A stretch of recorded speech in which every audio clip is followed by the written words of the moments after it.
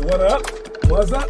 What's up? How you guys doing today, man? We got Connor Rush, and we got Finn Kaufman in the comment section. If you're here, chime in and let us know who you are and where you are, what you are, whatever. I don't know. All right, what's up, bro? I filmed for an hour straight and the camera wasn't on. An hour. That's crazy. I have done this show twice without the camera being on or recorded. All right, and that was. I mean, one time I knew that it may not have been because I was like trying to do it on an outdoor court, and I was like checking like to see if like the mobile one would work, but it doesn't work mobile no matter what you get. The second time was like during the pandemic, but no one was really watching the show at the time, I don't think. But yeah, it was kind of like, dude, I did all that work for nothing. But no, you did not do all the work for nothing. That's what I told myself. I said, at least I got to practice.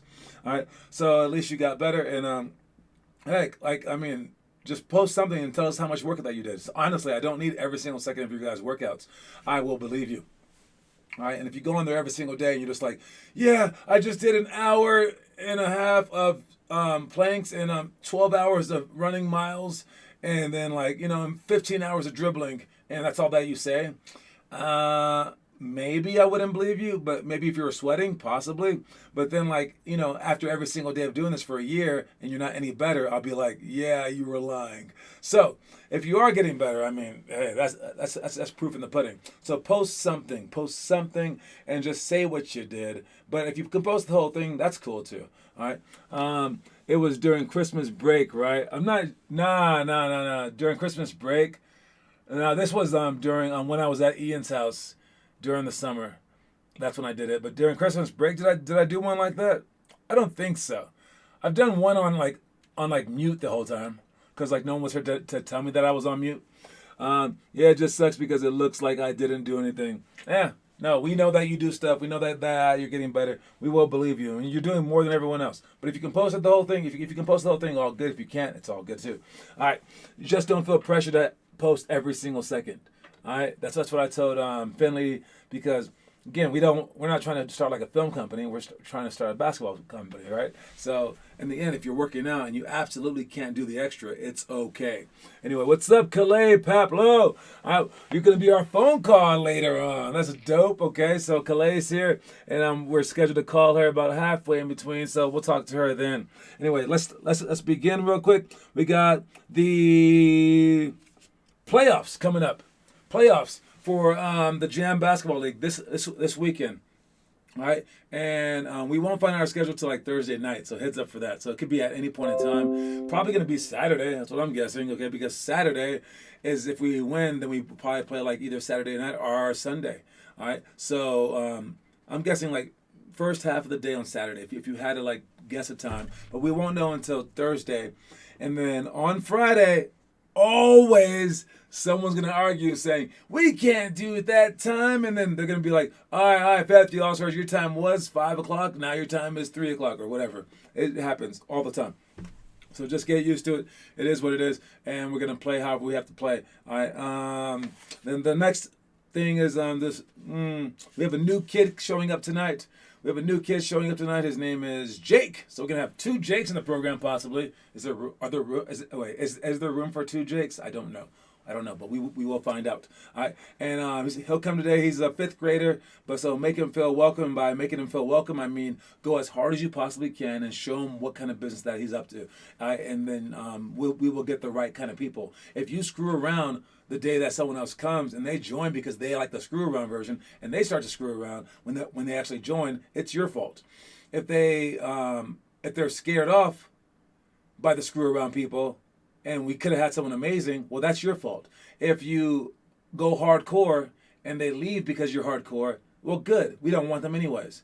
And if you're hardcore and they stay because you're hardcore, then we get the right kind of people. So especially, all the time, but especially when we have new people, make sure that you're working your absolute hardest and that you push them their hardest and that you let them know from day one what they're getting into.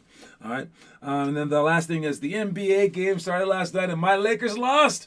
But, I didn't watch all the game or any of the game really. But LeBron did well and AD did well, but Russell Westbrook did horrible. But after the game, he's like, pissed off at himself, and LeBron was like, dude, it's one game. Calm down. And I think that would be a good influence in Russ's life, and we'll still see if he can be the old Russ. But he definitely did not get a triple-double at all, right? Because he's on a team with other guys who can do stuff, right? We'll see how he adjusts to that as well. And what else was there with the NBA? Oh, we'll talk about the rest later. But let's get to which one do I want to go with?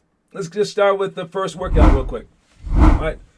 The first workout is reverse layups. All right, focus on speed, footwork, and positioning. Okay, so this is what we're doing not for today, but for tomorrow.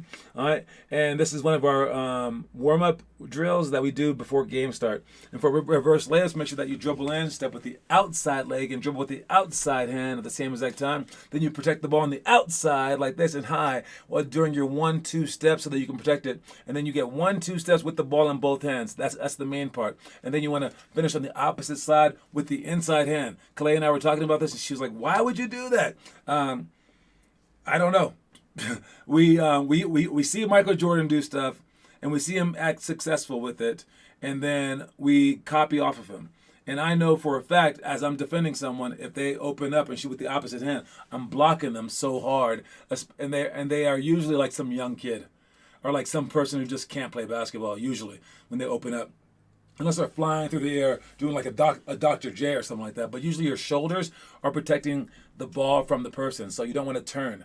And then if your shoulders are like that, you can't really get a nice little twist, so you go right up into them. And they're not going to block this shot because if they reach for that one, then they wouldn't have had the first one. So they can't block you from both sides. That's how you mitigate from getting blocked. All right. So we shoot it with that one so we can have enough proper English and to keep enough space between them and the ball.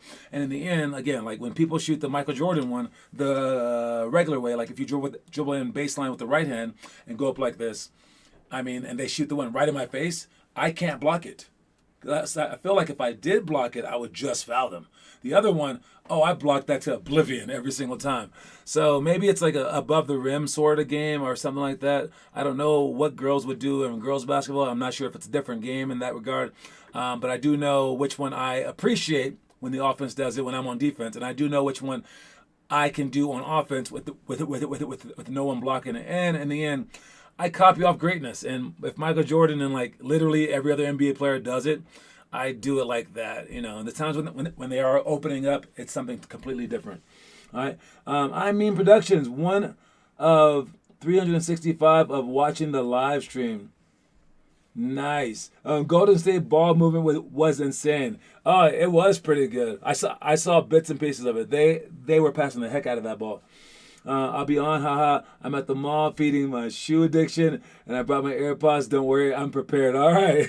Well, we get to see a little background. I'll call you in a couple of minutes. I love how this program has a challenge culture. What kind of challenge culture? The fact that we do challenges, I guess. I like that, too. We have baseline out of bounds for shots, loose balls. When you roll the ball on the ground and just going for loose balls, or whenever there's any kind of loose ball. I actually took 2 players out of the game for not diving for a loose ball. It's the first time that I've done that since I've been here in Colorado, and it was because 3 of our players dove for the loose ball, and I appreciate that. 2 of their team dove for it, but 2 of our players stood up, and it was Connor and Lucas. They didn't dive for the loose ball, and there was like 3 minutes left in the game, and it was a close game, and I took him out. I was like, peace, get out now. Like, you don't let your comrades fall for something and then you don't. And I will be the first to admit, 5 people should not die for a loose ball. But in our program, all 5 die for it every single time because I don't want you to have an excuse by saying, I thought I was the 5th person. I was getting... No. Because then you have all 5 people thinking that. All right? You die for the loose ball and we will figure the rest out later. All right? So die for that loose ball. Lakers got a dangerous big 3.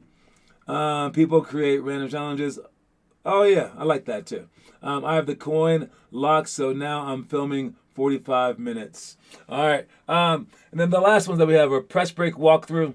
All right, for a press break walkthrough, again, if they press us, just to talk about it a little bit right here.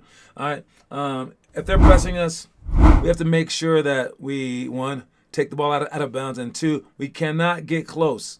All right, we cannot be right here. This is where our guys are. You're just gonna get trapped. All right, you're just gonna get easily trapped, and because you can't get the ball right there, you have to go to the ball. Now you're just stuck in the corner, and now you can't pass anywhere. You have nowhere to retreat dribble to or anything like that. So when you set up at the free throw line, please. These guys will set up at half court. No matter what you're doing, probably something like this. All right, and screen across on the bottom side, so that you can seal his man if they happen to switch, come off the screen, and they can pass it to either person. Whoever they pass it to, the opposite person sprints in. If they pass it in this way, the opposite person sprints in. You want to sprint in 45-degree angle. Wherever he passes to, if this guy passes to that side, he wants to sprint up here. All right, if you pass to the opposite side, this guy comes forward and then he sprints up here. Because possibly we could just pass up, then pass up again, like that. All right, but even if he doesn't get it, this guy will just be a roamer. All right, and then this guy will dribble forward. He will separate the court like that. This guy will keep a 45-degree angle, and this guy will get behind him. All right, through all this stuff, if this guy gets double teamed, someone will be wide open. All right, and that's why you want to stay spread. It could be for a layup, could be for the straight ahead pass, could be for the middle, but it's probably going to be the back. And if it's the back, he catches. He goes forward. This guy becomes the straight ahead. This guy flashes middle now, and this guy gets behind him. The most that you might have to do that is like twice, 2 pass backs, and it'll break any press. All right. So understand press break. We will go through it, but just understand that main part, please. All right. What is that? The Bogzak? I don't know what that means. LeBron is a GOAT, and if you compare his highlights to Jordan, videos so like 2 to 3 hours on practice days. I don't know what you're talking about, but okay. All right. Last one's is 49 seconds down by 3 with free throws, and then 5-on-5. Anyways, let's get to our call real quick and see if we can talk to Calais. Let me see this real quick. FaceTime Calais Paplo. Making a FaceTime call to Kaylee Paplo. She didn't say her name right. Anyways, let's check this out real quick.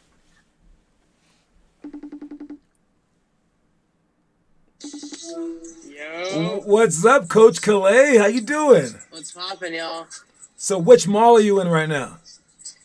I'm just at Park Meadows. I'm looking for some Halloween outfits. All right, give us a quick And some pan real shoes. quick to see if we can see any hot girls. Let's take a look. I found one. There we go. I'm just kidding. There's nobody in here in sight. Look at these bad boys, though.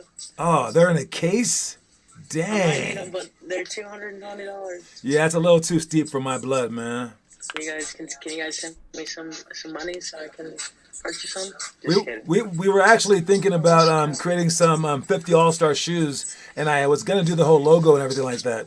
Would that be cool or kind of lame? As long as you help me or let me help with the design. All right, I like it. How was the boot camps the other day?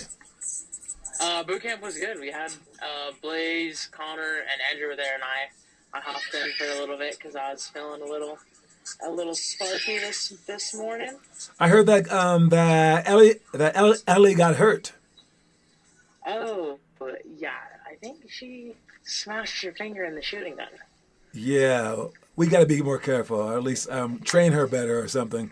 All right. I don't know what happened. I'm not too sure. All right. What do you think about our upcoming playoffs? What do I think? Are you excited for I it? think we better just take care of some business, win some games.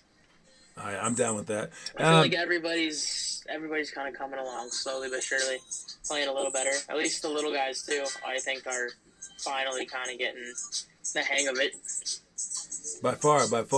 And last question is, we've been doing this program for about a month and a half, almost 2 months, basically. What has been your favorite part of our program so far?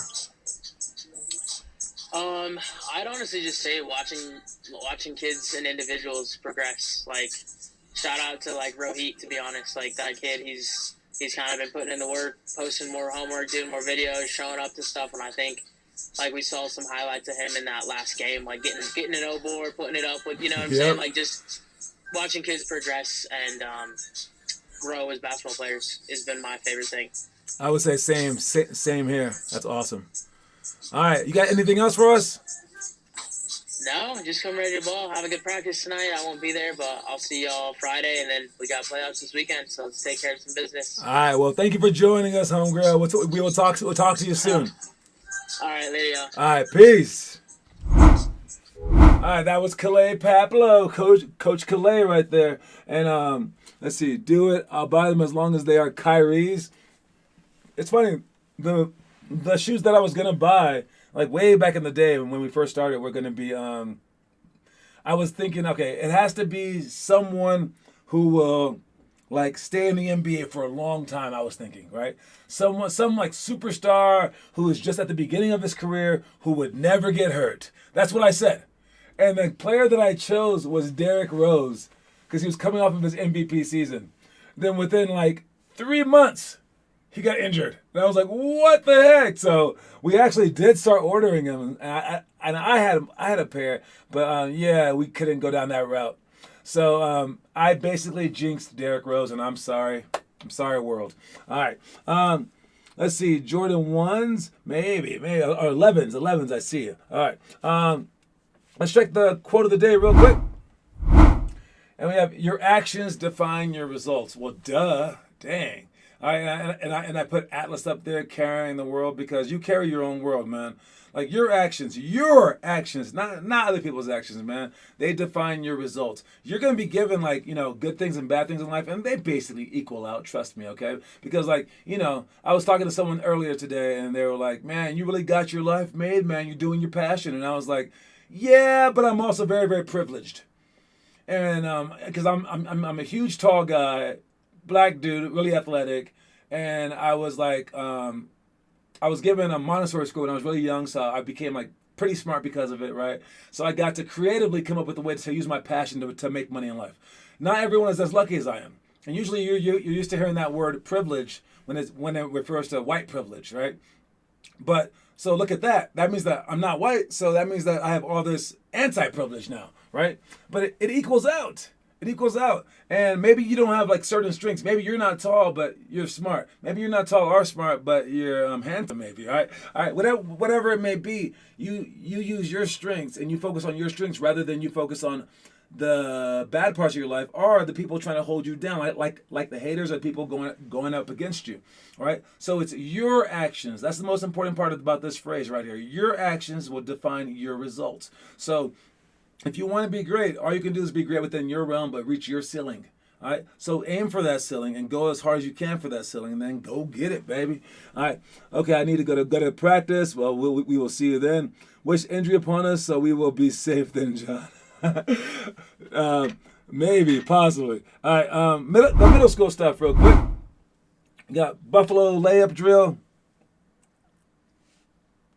We got points in the pot game. Defense on the dribble handoff is the flat show. Contest shots, closing out, walling up, and not fouling on fast break layups. 0 to 3 seconds, down by 3 with free throws. Olympic drill. Talking about the contest shots one. If we are all contesting shots properly, and we're all turning people, and we're all walling up, and we're all doing what we're supposed to be doing defensively, we become instantly hard to beat. That's why contest shots is one of our 12 things for the pregame. If we all did that properly every single time, it's not that far-fetched. If you can contest every single shot, hand in their face, it's going to drop their percentage jump. If you contest every shot with your chest on their body, or contest every single fast break layup by making them turn, you just drop their percentage from let's say 60 to 40. And in a 100-point game, that's 20 points less. All right, or in a 60-point game, that's 20 points less. All right, that's crazy. That's a lot of points just from walling up. You're not blocking anyone's shot. I didn't say block anyone's shot. I didn't say jump out the gym. I didn't say make more threes. I just said to wall up, turn them, or contest shots. Just contest their shots, and you just lowered everything. All right, think about it. If you were wide open versus a hand in your face, those are completely different shots. So take care of stuff like that. All right. Anyways, next up. John, you said something about Buffalo layup drill without saying anything. I did not. I did not. I love that drill. It's the best drill in the entire world. All right. Moving on, we got our homework check real quick. And Rohit killing it again, man. As always, great job, Rohit, man. Love you, dude. All right, keep getting better. Keep getting better. Keep getting better. For our picture of the day, it's freaking Kimba, dude. All right. He's a New York legend coming back home, and that's got to be really cool. I know he's like, a little washed, but he's crafty. He's the epitome of New York, man. New York point guards, and they're going to get behind him. And that team was rolling last year, dude, in the end. I'm not saying that they're going to win the championship, but, like, to make it as far as Atlanta did last year, possibly, really. They could be that surprise team. Don't think they have enough firepower for anything else, but I like this team. I see them doing something special, maybe, and I've always liked Kimba. Wish the best for him. Hopefully he has a resurrection year. All right, what did you Google to find that? An underrated thing to be great is to manifest your dreams and think of what you'll do to be great, and you'll never burn out. Indeed. When I do that to Connor, he always makes it, and he hits his arm against mine when his he won't make them all. Hey, some people do like a hand in the face. Like Curry's percentage does go up, so that's kind of randomly weird, right? All right, let's do a quick trivia question very fast. All right, the trivia question is and this is the first person to answer, guys. First person to answer wins. All right, let me see. All right, it's a multiple choice question. All right. And the first person to answer correctly on the screen wins, so try to answer as fast as you can. Which of the following players won an NBA title, an NCAA title, and an Olympic gold? Was it Quinn Buckner, Steph Curry, Bill Bradley, or Christian Laettner? Who was it?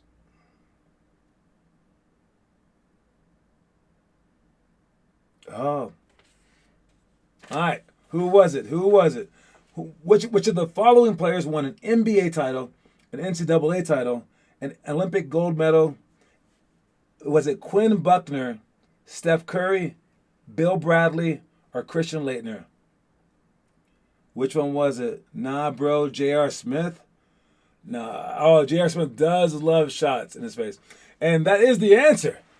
Finn Kaufman with the killing answer right there. It's Quinn Buckner, and I doubt he's ever heard of that dude, but he gets it anyways. Great job, Finn Kaufman. You are now at 6 points, and we're gonna have a commercial break.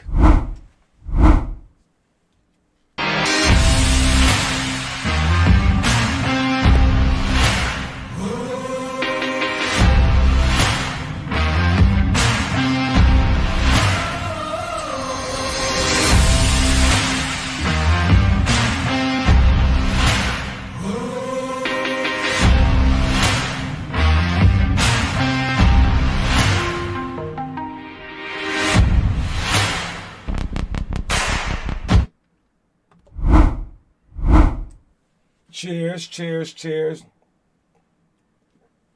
Bill, my boy Quinn Buckner got you the win, man. Quinn for the win. All right, we are back, and let's talk about the high school workout before I get to the story of the day. Star passing, post catch, quick finish. That's a good drill for quickly finishing, having your hands up, catching, turning, and then immediately scoring. All right, 3-on-3 defensive positioning. Then we tried that, man. We tried to work on that a little bit before when we had a missed game over at Westy, and oh man, it was kind of difficult to teach to this group, but it's always difficult to teach. The 3-on-3 defensive positioning, I think, is the most important thing that we do, man. 49 seconds down by 3 with free throws, bigs versus guards, all that stuff. All right, but watch this 3-on-3 positioning because out of all the things that we teach, this is the most difficult one right here by far. This is the most difficult one that we teach, and no one ever understands it. Not only is it the most difficult thing, it's the most important thing. All right? So we're going to make it simple by putting people guarding people right here. I mean, honestly, like I don't know why it's so hard, but we need to instantly get right here. You're in the middle. All right, and one step off in the middle, one step off and on right there. So if you look at it like this, all right, you are on that line, but one step back. All right, on that line, but one step back. This person is the same exact way, one step back, and on that line. All right, basically. All right, and that's where you want to be. And you want to have your hand in the passing lane. This stuff's easy right there, okay? But right when he passes the ball, the moment that person passes the ball, as soon as they pass it, boom, we all jump like this. All right, and now I'm halfway in the middle, with right there off that line. This guy's halfway down the middle, one step off the line, and always right in between. All right, so it shouldn't be so hard. Just that part loses so many people, and then as he penetrates or cuts, you're gonna follow him. As he leaves, you stay. That's it. As this guy comes up, you're right there in the middle. As the ball's passed up, everyone guards. Everyone's back to their original spots. Just that.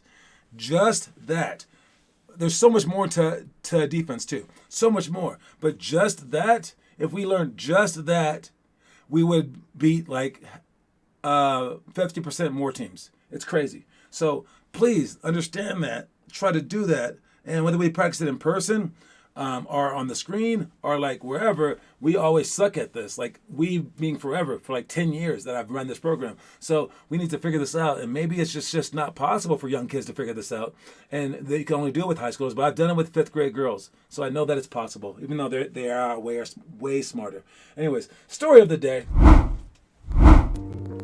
What if I told you that 10 years from now, your life would be exactly the same? I doubt you'd be happy. So why are you so afraid of change? Think about what you'd like to be doing by then, and then either do it now or start doing what it'll take to eventually get to that point.